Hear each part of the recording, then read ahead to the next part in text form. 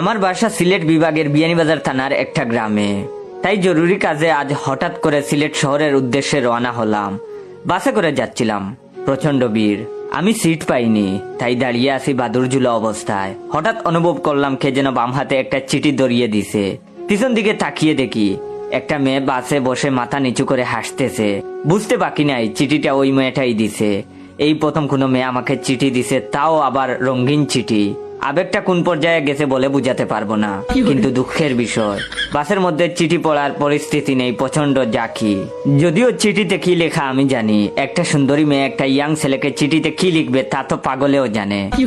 তারপরেও ভদ্রতার খাতিরে মেয়েটার মুখ থেকে শোনা লাগে, তাই দুপা পিছিয়ে মেয়েটার কাছে গিয়ে বললাম, চিঠি পিঠি পড়তে পারবো না, যা বলার মুখে বলুন। তখন মেয়েটি বলল, আমাকে বলছেন? আমি তখন বললাম, জি হ্যাঁ। তখন সেই মেয়েটি বলল, তা আপনার চিঠি আপনি পড়বেন, আমাকে বলছেন কেন? তখন আমি বললাম, কিন্তু চিঠি তো আপনি দিছেন তাই না? আমার কথা শুনে মেয়েটি যেন আকাশ থেকে পড়লো আর বলল, OMG, আপনাকে আমি চিঠি দিতে যাব কোন দুঃখে? আমি তখন বললাম, আমার উপরে ক্রাশ খাইলেন সেই দুঃখে। তখন মেয়েটি বলল, ক্রাশ আর আপনার উপরে? হে হে হে করে হেসে দিল। ওয়েট, ভিডিওটা শেষ করার আগে আপনাদের কাছ থেকে একটু সময় নিচ্ছি। আপনারা দয়া করে আমার রিয়েল পেজ ইওর জয়কে ফলো দিয়ে রাখবেন, আর রিয়েল পেজ থেকে ভিডিওটা দেখলে অবশ্যই বেশি বেশি করে শেয়ার করবেন। আমার মেয়েটার কথা এত পরিমাণ রাগ হইল যে চিঠিটা খুলে জুড়ে জুড়ে শব্দ করে পড়া শুরু করলাম। চিঠিতে লেখা ছিল, আপনি কি জটিল ও কঠিন রোগে ভুগছেন? দাম্পত্য জীবনে অসুখী, বিশেষ মুহূর্তে দুর্বল, লজ্জায় বউকে মুখ দেখাতে পারেন না, বিয়ে করতে ভয় পাচ্ছেন? তাইলে আর দেরি না করে কলিকাতা হারবাল খান, এক ফাইলেই যথেষ্ট, কোনো পার্শ্ব প্রতিক্রিয়া নেই, বিফলে মূল্য ফেরত। মেয়েটা এইসব শুনে বাসের সিটে হাসতে হাসতে গোড়াগড়ি খাওয়ার মতো অবস্থা। আরেক ভদ্রলোক আমার দিকে বড় বড় চুপ করে তাকিয়ে বলল, ওই মিয়া, বাসের মধ্যে এইগুলা কি শুরু করলেন? মলারাও তো এইভাবে বিজ্ঞাপন দেয় না। আরেকজন লোক সাদা শার্ট কালো প্যান্ট পরা, তার হাতে এই রঙিন চিঠি এতগুলো। তিনি আমার কাছে এসে বললেন, ভাই আপনিও কি আমাদের কোম্পানিতে জব করেন? আমি তারে কি উত্তর দিমু? আমার মনের দুঃখে মনে হচ্ছে বাসে ঝুলানো এই খাঁচা ফেনে দড়ি বাইন্দা ঝুলে সুইসাইড করি। খুব চাপ দিয়েছে, তাই ছাত্রীর বাসায় গিয়ে সরাসরি ঢুকে গেলাম ওয়াশরুমে। সাথে সাথেই ছাত্রীর নখ। মাত্র কমেডে বসেছি, চাপ দিতে যাব ঠিক এমন সময় ছাত্রীর আতঙ্কিত ডাক, স্যার ছোট না বড়টা? আমি বেবা চেকা খেয়ে যাই। ছোট না বড় মানে সে আবার কি বুঝাচ্ছে? ভাবলাম হয়তো জিজ্ঞেস করছে সংক্ষিপ্ত বা রচনামূলক প্রশ্নের কথা হয়তো। গতকাল বলছিলাম আজ লিখতে দিব তাকে, এই ভেবে আমি বললাম ছোটটা। তখন সে বলল, আচ্ছা ঠিক আছে স্যার, তাহলে আপনি আসুন ছেড়ে। আমি কাজ শেষ করে ফ্রেশ হওয়ার জন্য ফিতা সদৃশ্য পুশ শাওয়ার জিনিসে চাপ দেই, কিন্তু তা থেকে পানি বের হয় না। এদিকে পকেটে টিস্যুও নেই, ওয়াশরুমেরটাও শেষ।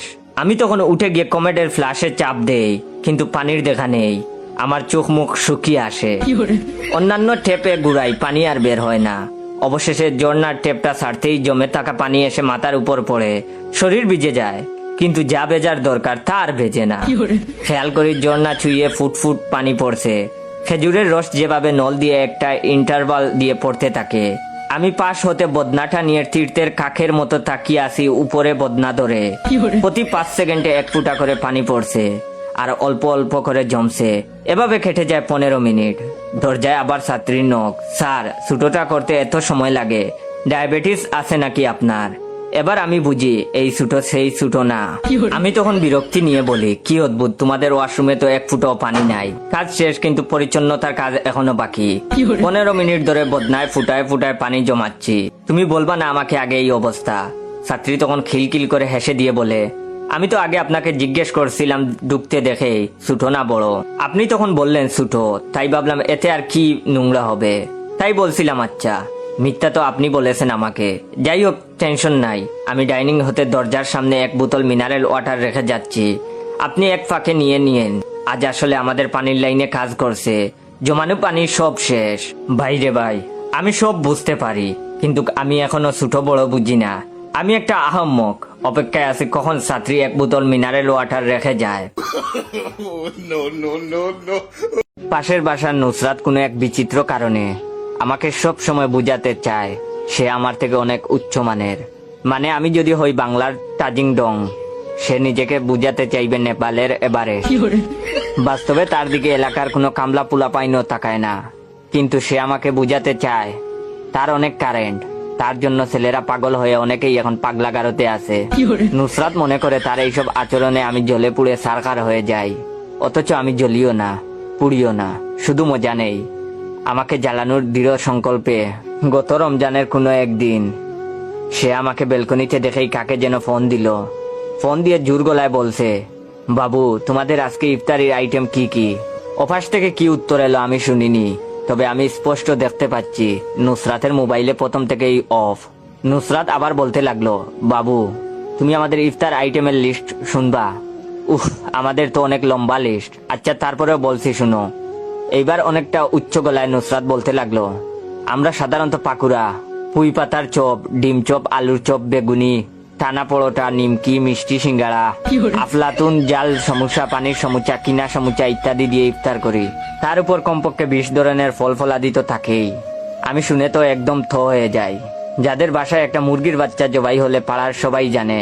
ওয়েট, যারা যারা চান আমি রেগুলার ফানি গল্প দেই, তারা অবশ্যই আমার এই ভিডিওটা আপনার 15 জন বন্ধুকে শেয়ার করবেন। ভিডিওতে লাইক, কমেন্ট, শেয়ার আসলে আমারও গল্প বানানোর আগ্রহটা বেড়ে যায়, তাই দেরি না করে অবশ্যই শেয়ার করবেন। যার ঘরে একটা মুরগির বাচ্চা জবাই হলে পাড়ার সবাই জানে। যার বাপ প্রতিদিন অফিস করে হেঁটে হেঁটে শুধুমাত্র অতি কিপটামির জন্য, সে এইগুলো কি বলে। তারপরেও আমি পরবর্তী বয়ান শোনার জন্য ধৈর্য ধারণ করি। নুসরাত আরো জোর গলায় বলতে লাগলো, আরো কিছু আইটেম আছে যেগুলো পরিবারের সবাই খেলেও সচরাচর আমি খাই না। এই যেমন ধরো fried chicken roll, spring roll, jali kebab, beef steak, chicken cutlet, beef cutlet, fish cutlet, লাবাং, চিকেন শর্মা, পিচ রোস্ট, পরোটা। আমার এইবার অজ্ঞান হবার উপক্রম, কিন্তু এরই মধ্যে বেলকনিতে আন্টির আরবি বাব।